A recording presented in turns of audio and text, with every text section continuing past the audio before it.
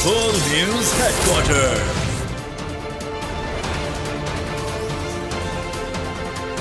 अस्सलामुअलैकुम। बोल news headquarters से खुशामदीद। मैं हूं सैयद रजी। मैं हूं शाइस्ता शहजाद। हेडलाइंस आपने जानी। बुलेटिन में आज बात होगी हुकूमत और इत्तेहादियों की बैठक। शिक 230 है क्या? कमसिन मुलाजिमा की जिंदगी खतरे में। कराची की सड़कों पर खूनरेजी। और टारगेट किलिंग।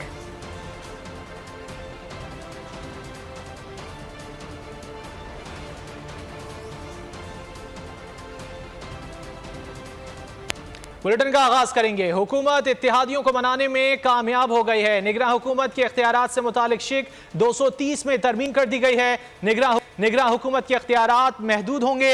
अयाज सादिक की गुफ्तगू। निगरान हुकूमत कोई नया मुआहदा नहीं कर सकेगी। ऑपोजिशन से इंतखाबी इस्लाहात बिल की तमाम तरामीम पर इत्तेफाक हो गया है। अयाज सादिक की जानिब से यह कहा गया है। इन कैमरा इजलास जारी था अयाज सादिक की ज़ेर सदारत। उनका क्या कहना था आपको दिखाते हैं। कस्टमर नहीं आता, वो एक दफ़ा आता है, अगर वो देखता है अब सीरियस नहीं तो वो वापस चला जाता है। तो इसलिए ये मद्देनज़र रखते हुए हमने सब ने कोशिश यही की है इसकी वर्डिंग वो बनाएं जिसमें कि इख्तियार भी दें मगर लिमिटेड ओनली जो चीज़ें मैंने आपसे पहले की। ये जितने यहाँ कमेटी के मेंबरान हैं वो इसके ऊपर गुफ्तगू भी करेंगे, बात भी करेंगे और मेरा ख्याल है कौमी असम्बली में वजाहत भी दे देंगे, जॉइंट सेशन में वजाहत भी दे देंगे। नहीं, इजाज़त ही नहीं है। देखें जो ऑन गोइंग है, जो पिछली गवर्नमेंट्स ने किए हुए हैं, जिस तरह पिछली गवर्नमेंट करके गई थी हमें करना पड़ा, इसी तरह जो इस गवर्नमेंट ने किया है, अब जो फ्लड के बाद जो हमारी एग्रीमेंट्स हुए हैं डिफरेंट एजेंसी से उसको हमने कंटिन्यू कराना है। ये तो नहीं हो सकता कि रुक जाएं। उसमें कई पाइपलाइन में हैं, किसी की साइनिंग बोर्ड मीटिंग जैसे ही होगी सितंबर में साइनिंग हो जाएगी। अगर सितंबर में केयर टेकर हो तो वो इंतजार करेगी कि जब इलेक्शन। अयाज सादिक की गुफ्तगू आप लोगों ने मुलाहिजा की। हुकूमत इत्तेहादियों को मनाने में कामयाब हो गई है। तफसीलात जान लेते हैं बोल न्यूज़ के नुमाइंदे अकील अहमद से। अकील बताइए।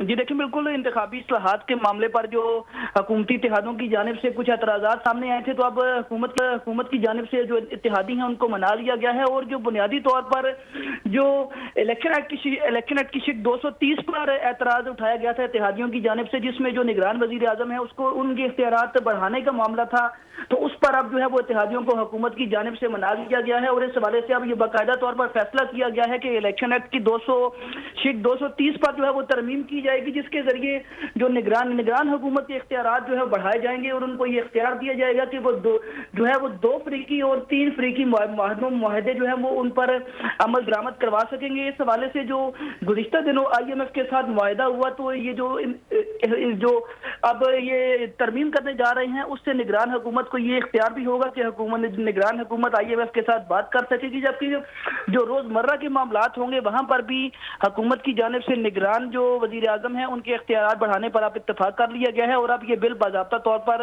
जो है पार्लियामेंट के मुश्तरका इजलास से मंजूर कराया जाएगा।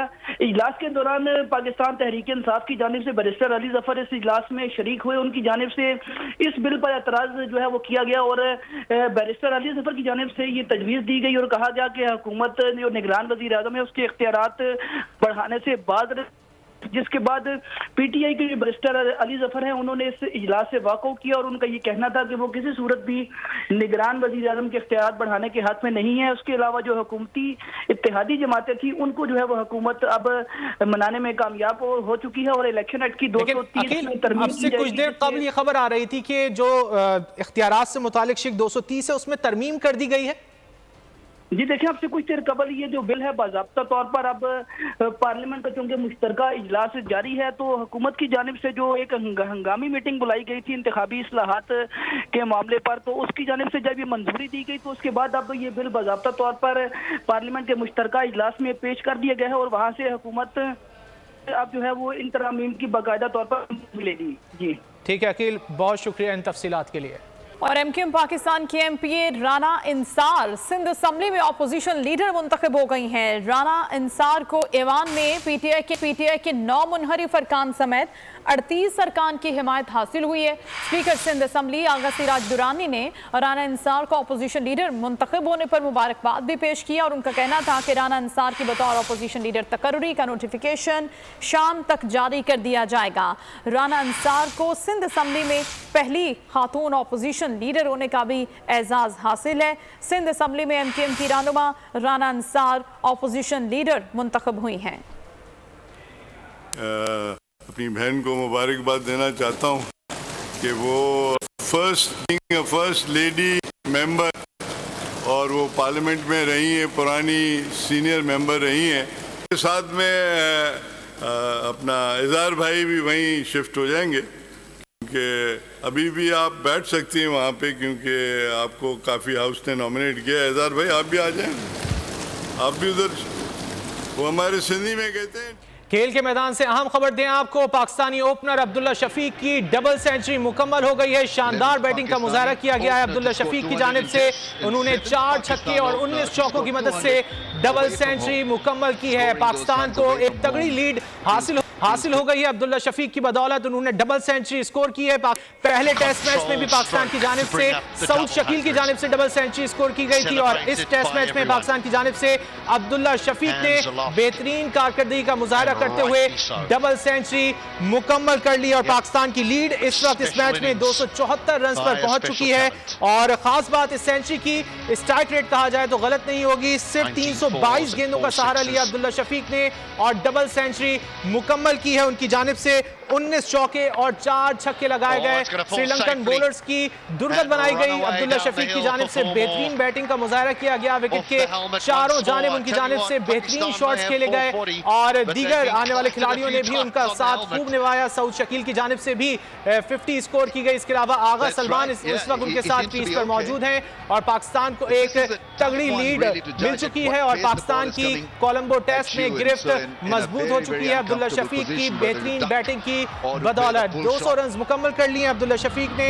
पहले मैच में पाकिस्तान की जानिब से सऊद शकील ने डबल सेंचुरी स्कोर की थी और दूसरे टेस्ट में कोलंबो टेस्ट में पाकिस्तान की जानिब से अब्दुल्ला शफीक ने बेहतरीन बैटिंग का मुजाहरा किया है और डबल सेंचुरी उन्होंने मुकम्मल की है। उन्होंने 19 चौके और 4 छक्के लगाए और 62.11 के स्ट्राइक रेट से उन्होंने डबल सेंचुरी स्कोर की है। गो के दूसरा रोज जो कि टेस्ट मैच का था वो बारिश की नजर हो गया था, लेकिन हमने देखा कि अब्दुल्ला शफीक की तेज रफ्तार बैटिंग की बदौलत पाकिस्तान एक अच्छी लीड हासिल करने में कामयाब हो गया है। 274 रन की लीड पाकिस्तान इस मैच में हासिल कर चुका है। मनाजिर आप बोल न्यूज की स्क्रीन पर देख सकते हैं। अब्दुल्ला शफीक ने बेहतरीन बैटिंग का मुजाहरा किया है। इस वक्त उनके साथ आगा सलमान क्रीज पर मौजूद हैं और पाकिस्तान के स्कोर को आगे बढ़ा रहे हैं। इस वक्त 444 रन पर पाकिस्तान की 4 विकेटें गिर चुकी, लेकिन पाकिस्तान को 278 रन की तगड़ी लीड इस मैच में हासिल हो चुकी है। कोलंबो टेस्ट के हवाले से आपको अपडेट कर रहे हैं। पाकिस्तानी बल्लेबाजों की शानदार कारकर्दगी का सिलसिला जारी है।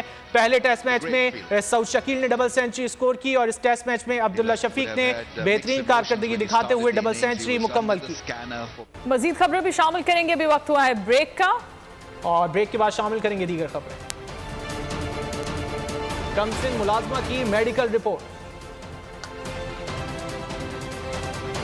खबर आपको देते हैं कि तशद्दुद के बायस कमसिन मुलाजमा के जिस्म का कोई हिस्सा सलामत नहीं रहा। रिजवाना के जिस्म में खून की गर्दिश नहीं हो रही। तशद्दुद से जिगर शदीद मुतासिर हुआ है। दोनों बाजू फ्रैक्चर हैं, आंखें मुतासिर हुई हैं। लाहौर जनरल हस्पताल में जेर इलाज लड़की की मेडिकल रिपोर्ट में हौलनाक इंकशाफात। रिपोर्ट पंजाब हुकूमत को जमा करा दी गई। 12 रुकनी बोर्ड का कहना है कि इन्फेक्शन के बायस लड़की का ब्लड प्रेशर गिरता जा रहा है। चौधरी परवेज इलाही और दीगर के खिलाफ मनी लॉन्ड्रिंग केस। अदालत का सपहर 3 बजे तक परवेज इलाही को पेश करने का हुक्म। अदालती वक्त खत्म होने तक पेश ना किया कानूनी कार्रवाई का हुक्म दूंगा। जज की जानिब से ये रिमार्क सामने आए हैं। ये सुप्रीम कोर्ट है या हाई कोर्ट नहीं जहां बहाने लगा लोगे। सिविल जज की जानिब से कहा गया कि स्पेशल जज सेंट्रल फ़खर बहजाद ने इस केस की समाअत की है और उनकी जानिब से कहा गया कि वक्त ख़त्म होने तक अगर पेश ना किया गया तो कानूनी कार्रवाई का हुक्म दूंगा। उनकी जानिब से ये कहा गया है। चौधरी परवेज इलाही और दीगर के खिलाफ मुबैना मना ये केस है। अदालत का सपहर 3 बजे तक परवेज इलाही को पेश करने का हुक्म सामने आया है। अदालती वक्त वक्त खत्म होने तक पेश ना किया तो कानूनी कार्रवाई का हुक्म दूंगा। जज की जानिब से ये रिमार्क्स आए हैं। ये सुप्रीम कोर्ट या हाई कोर्ट नहीं जहां बहाने लगा लोगे, सिविल जज की जानिब से इजहार बरहमी करते हुए ये कहा गया। स्पेशल जज सेंट्रल बख्त फ़खर बहजाद ने इस केस की समाअत की है और इजहार बरहमी करते हुए कहा कि 3 बजे तक परवेज़ इलाही को पेश किया जाए। अगर पेश ना किया गया तो कानूनी कार्रवाई अमल में लाई जाएगी। चौधरी परवेज़ इलाही और दीगर के खिलाफ ये मुबैना मनी लॉन्ड्रिंग का केस है। उनकी जानिब से ये कहा गया है अदालती वक्त ख़त्म होने तक पेश ना किया गया तो कानूनी कार्रवाई का हुक्म दिया जाएगा। जज की जानिब से ये कहा गया है। तो आपको बताएं कि चौधरी परवेज़ इलाही और दीगर के खिलाफ मुबैना मनी लॉन्ड्रिंग केस है। अदालत ने कहा कि परवेज़ इलाही को पेश किया जाए। दोपहर 3 बजे तक का वक्त दिया गया था लेकिन अब तक पेशरफ्त नहीं हुई। अदालती वक्त ख़त्म होने तक पेश ना किया गया तो कानूनी कार्रवाई का हुक्म दिया जाएगा। जज की जानिब से ये रिमार्क सामने आए थे। ये सुप्रीम कोर्ट या हाई कोर्ट नहीं जहां बहाने लगा लोगे, सिविल जज ने इजहार बरहमी करते हुए ये कहा। स्पेशल जज हैं बख्त फ़खर बहजाद जिन्होंने इस केस की समाअत की है। चौधरी परवेज़ इलाही और दीगर के खिलाफ मनी लॉन्ड्रिंग का ये केस है। अदालत का दोपहर 3 बजे तक परवेज़ इलाही को पेश करने का हुक्म। अदालती वक्त ख़त्म होने तक पेश ना किया तो कानूनी कार्रवाई हुक्म दूंगा। जज की जानिब से कहा गया। 3 बज चुके हैं लेकिन अब तक उनको पेश ना किया जा सका। अदालती वक्त ख़त्म होने तक पेश ना किया गया तो कानूनी कार्रवाई का हुक्म दूंगा। जज की जानिब से ये रिमार्क्स दिए गए थे। ये सुप्रीम कोर्ट या हाई कोर्ट नहीं जहां बहाने लगा लोगे, सिविल जज की जानिब से कहा गया। स्पेशल जज सेंट्रल वक्त फ़खर बहजाद ने इस हवाले से समाअत की है। चौधरी परवेज़ इलाही और दीगर के खिलाफ मनी लॉन्ड्रिंग केस। अदालत का परवेज़ इलाही को पेश करने का हुक्म 3 बजे तक का वक्त दिया गया था। अदालती वक्त ख़त्म होने तक पेश ना किया तो कानूनी कार्रवाई का हुक्म दूंगा। जज की जानिब से ये रिमार्क्स दिए गए थे। सिविल जज ने कहा कि ये सुप्रीम कोर्ट या हाई कोर्ट नहीं जहां बहाने लगा लोगे। स्पेशल जज सेंट्रल बख्त फ़खर बहजाद ने इस हवाले से समाअत की है। चौधरी परवेज़ इलाही और दीगर के खिलाफ मनी लॉन्ड्रिंग का केस है।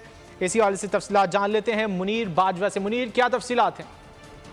जी हाँ, बिल्कुल। लाहौर की स्पेशल कोर्ट सेंट्रल ने चौधरी परवेज़ इलाही को मनी लॉन्ड्रिंग मुकदमा में तलबी के बावजूद अडियाला जेल से लाकर लाहौर की अदालत में पेश न करने पर अदालत ने IG Punjab, additional IG jail खाना जात और सेक्रेटरी होम को 50,000 रुपये जुर्माना आयद कर दिया है और अदालत ने यह हुक्म दिया है कि यह जुर्माना उनकी तनख्वाह से काटा जाएगा। और इसके साथ साथ अदालत ने तीनों अफसरान की तनख्वाहें भी ताहुक्म सानी बंद करने का हुक्म दिया है और अदालत ने इन तीनों अफसरों को इजहार वजू का नोटिस भी जारी किया है।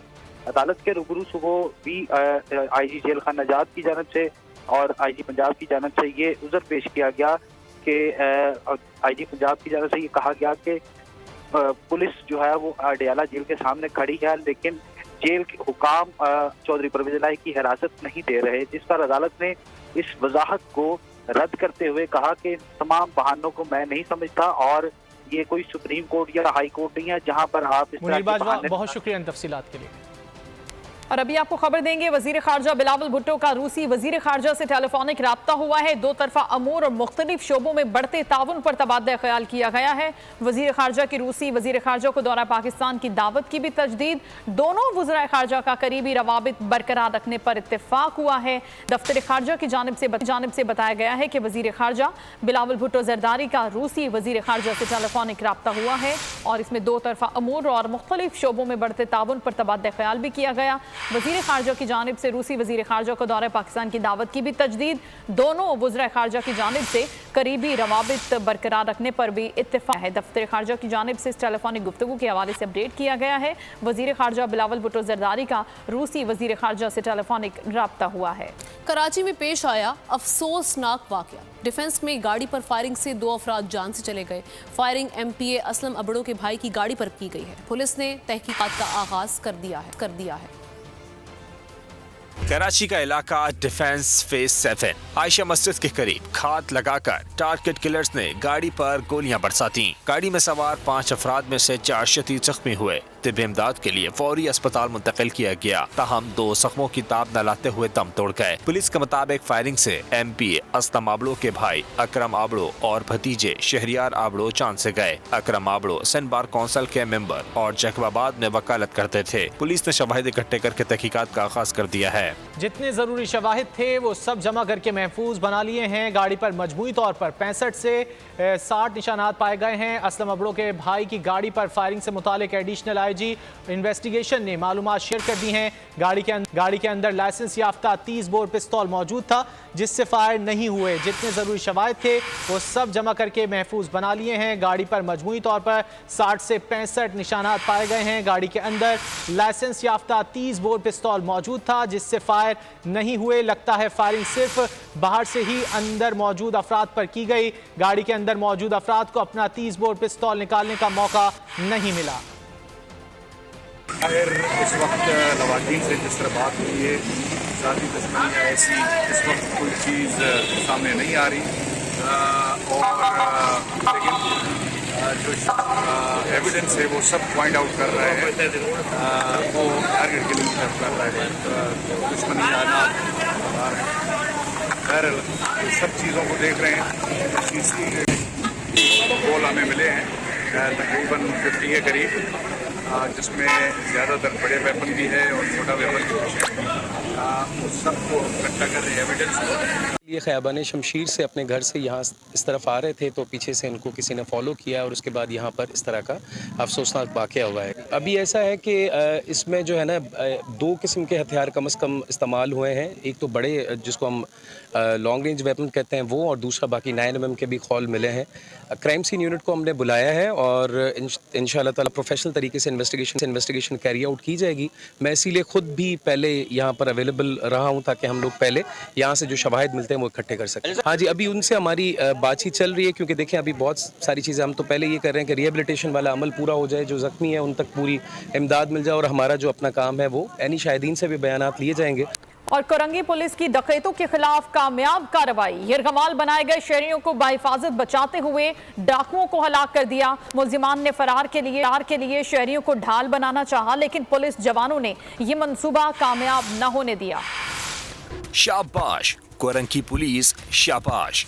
वक्त 9:25 15 पर फोन की घंटी बजती है। कराची कोरंगी की आबादी अवामी कॉलोनी में डकैत मौजूदगी की इत्तला दी जाती है। 15 के जवान का रैपिड रिस्पांस 5 मिनट पर चाय वक़वा पर पहुंच गई। देखते ही डकैतों ने राहगीर खातून को यरगमाल बना लिया। दूसरे डकैत ने लेबोरेटरी में घुसकर बुजुर्ग शहरी पर असलहा तान लिया। पुलिस ने डकैतों से मुसाकरात किए, आमादा करने की कोशिश की, असला फेंक कर गिरफ्तारी दें, डाकू इनकारी रहे। एहलकारों के माहिर निशानाबाज ने यरगमालियों की जान महफूज करते हुए फायर खोल दिया। पुलिस की कामयाब कार्रवाई पर मौजूद शहरियों ने जिंदाबाद के नारे भी लगाए। तोशाखाना केस में चेयरमैन PTI की अपील पर समाअत। सुप्रीम कोर्ट ने इस्लामाबाद हाई कोर्ट को तमाम दरख्वास्तों पर फैसले का हुक्म दे दिया। अदालत ने चेयरमैन तहरीक इंसाफ की दरख्वास्त समझा दी। चेयरमैन PTI की तोशाखाना ट्रायल पर हुक्म इम्तना की इस्तदा मुस्तरद कर दी।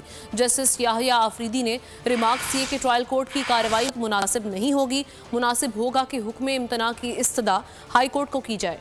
हाई कोर्ट ने अभी तक मुकदमा काबिल समाअत होने पर कोई फैसला नहीं दिया।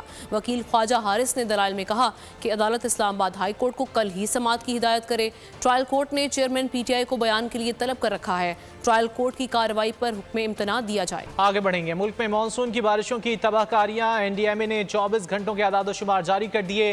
NDMA के मुताबिक 24 से 25 जुलाई के दौरान बारिशों के बायस मुख्तलिफ हादसात में 12 शहरी जाँ बहक और 10 जख्मी हुए।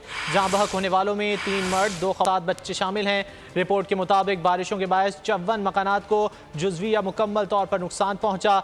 23 मवेशी भी हलाक हुए। 25 जून से 25 जुलाई तक मुख्तलिफ हादसात में 150 अफराद जाँ बहक और 233 जख्मी हो चुके हैं। मुल्क में मानसून की बारिशों की तबाहकारियां। NDMA ने 24 घंटों के आदादोशुमार जारी कर दिए। NDMA के मुताबिक 24 से 25 जुलाई के दौरान बारिशों के बायस मुख्तलिफ हादसात में 12 शहरी जाँ बहक और 10 जख्मी हुए। घरेलू मुलाजमा तशद्दुद केस के हवाले से आपको अपडेट करें। सिविल जज के वालिद का पुलिस से राब्ता हुआ है। सिविल जज के वालिद की आज शाम तक मामलात निपटाने की यकीन दहानी सामने आई है। सिविल जज की अहलिया की जानिब से जमानत नहीं करवाई गई। पुलिस का ये बताना है इस्लामाबाद में सिविल जज के घर के बाहर पुलिस एहलकार तैनात कर दिए गए हैं, जबकि मुतासरा मुलाजिमा के वालिद ने का पुलिस पर दबाव का इल्जाम भी सामने आया है। पुलिस ने दबाव के इल्जामात को मुस्तरद किया है, जबकि बच्ची के वालिद का ये कहना है कि पुलिस दबाव डाल रही है। घरेलू मुलाजिमा तशद्दुद केस है जिसमें सिविल जज के वालिद का पुलिस से राब्ता किया गया है और उनका ये कहना है आज शाम तक मामलात निपटाने की यकीन दहानी उन्होंने करवाई है, जबकि अहलिया की जानिब से उनकी अभी तक जमानत नहीं करवाई गई। बोल न्यूज़ के नुमाइंदा ताबिश भट्ट से मजीद हम अपडेट्स लेंगे। जी ताबिश।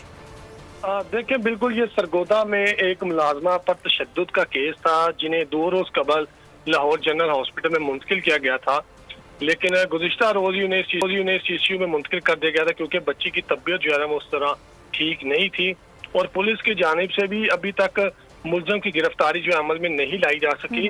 दूसरी साइड पे जो बच्ची और उनकी वालदा है वो बहुत ज्यादा परेशानी का सामना कर रहे हैं और उनका यही कहना है कि जितने भी ताकतवर लोग होते हैं वो कानून की गिरफ्त में नहीं आते, तो अभी तक मुलजम की गिरफ्तारी भी अमल में नहीं लाई जा सकी। दूसरी साइड पे जो मुलाजमा है, बच्ची है, उसकी तबीयत जो है बहुत ज्यादा खराब है। डॉक्टर्स का जो 12 रुकनी मेडिकल बोर्ड था उन्होंने रिपोर्ट पंजाब हुकूमत को जमा करवा दी है और दूसरी साइड पे अभी तक उनका इलाज मुआवजा लाहौर जनरल हॉस्पिटल में जारी है। जी, इलाज मुआवजा भी जारी है। बहुत शुक्रिया ताबिश, अपडेट कर रहे थे आप। MNAs के नाम से जाली लेटर के जरिए अस्लहा लाइसेंस बनवाने का इंकिशाफ हुआ है। वाकई में मुलव्वस 4 अफराद को गिरफ्तार कर लिया गया। सेक्रेटरी वजारत दाखिला की जानिब से बताया गया है मुलजिमान जाली लेटर के जरिए लाइसेंस बनवाते थे, ये बताया जा रहा है। आपको बताएं इस हवाले से कि MNAs के नाम से जाली लेटर के जरिए असलहा लाइसेंस बनवाने का इंकिशाफ हुआ है। इस वाक़े में मुलव्वस अफराद को अब तक गिरफ्तार किया जा चुका है। सेक्रेटरी वजारत दाखिला के मुताबिक मुलजिमान जाली लेटर के जरिए लाइसेंस बनवाते थे। आगे बढ़ते हैं। हब डैम भरने में सिर्फ 2 इंच बाकी रह गए। हब डैम भरने के करीब किसी भी वक्त स्पिलवेज से पानी का अखराज हो सकता है, जबकि ताहाल हब नदी के अतराफ रिहायशियों के इनखला का कोई बंदोबस्त ना हो सका। क्या सूरत हाल है, जान लेते हैं हब से बोल न्यूज़ नुमाइंदे बाबर नसीर से। बाबर, बताइए। जी बिल्कुल, हालिया बारिश हब डैम का जो कैचमेंट एरिया है वहाँ पे मुसलसल बारिशों के बायस जो है वो इस वक्त हब डैम में 10 फुट तक के पानी का जो इजाफा हुआ है, उस सतह आप जो है 339 के करीब पहुंच चुकी है और इस वक्त जो है हब डैम की जो गुंजाइश है वो 339 फुट ही है। इस वक्त हब डैम मुकम्मल बढ़ने के करीब और किसी भी वक्त जो है स्पेलवे से पानी का अखराज शुरू होगा। जब स्पेलवे से पानी का अखराज शुरू होगा तो हब नदी से होता हुआ, जहाँ पर हम इस वक्त मौजूद हैं, हब नदी का ये इलाका है, हब नदी से होता हुआ समंदर बुर्द वो पानी हो जाएगा। इस वक्त ज़रूरत है कि हब नदी के अतराफ में जो लोग आबाद हैं, जो यहाँ पे क्रैश प्लांट्स हैं और दीगर जो लोग यहाँ पे गुजरते हैं आते हैं, तो उनके इनखला का यहाँ पे काफ़ी ज़रूरत है। हम ये देख रहे हैं कि पिछले साल जो बारिशों के बाद हब डैम भरा था, स्पिलवे के अखराज से कबल ही जो है यहाँ पर हिफाजती इक़दाम किए गए थे और लोगों को निकाला गया। ताहम इस साल जो है हमें अब तक कोई इक़दाम नज़र नहीं आ रहे। हब नदी में इस वक्त भी यहाँ पे लोग हमें नहाते हुए घूमते हुए नजर आ रहे हैं। ताहम इंतजामिया की जानिब से इनको यहाँ से निकालने के लिए, इनको यहाँ से रोकने के लिए कोई इक़दाम हमें नजर नहीं आ रहा और खुदा न खास्ता स्पिलवे का पानी आने के बाद फौरी तौर पर इनको निकालने का अमल काफ़ी मुश्किल हो सकता है और ये कोई जानी हसाने का सबब भी बन सकता है। जी, खेलों की खबरों में आपको बताएं कि एशियन चैंपियंस ट्रॉफी के लिए कौमी हॉकी टीम को भारत के वीजे जारी कर दिए गए हैं। एशियन हॉकी चैंपियंस ट्रॉफी 3 अगस्त से चेन्नई में शुरू हो रही है, जिसमें शिरकत टीम की 31 जुलाई को रवानगी मुतवक्के है। हमसाया मुल्क कौमी टीम की रवानगी हुकूमती इजाज़त से मशरूत है, जिसके लिए 1 से 2 रोज़ में NOC जारी कर दिया जाएगा। अदाकारा माया अली फिटनेस में सबसे आगे हैं। अपने ट्रेनर के साथ मिलकर मुश्किल स्टेप करके दिखाया, जिससे सार्फिन हैरत में मुब्तला हो गए। न्यूज़ बुलेटिन से इतना ही। ब्रेक के बाद हाजिर होंगे न्यूज़ हेडलाइंस के साथ। किसी भी खबर के लिए आप विजिट कीजिए bolnews.com और देखते रहिए बोल न्यूज़। बोल न्यूज़ हेडक्वार्टर।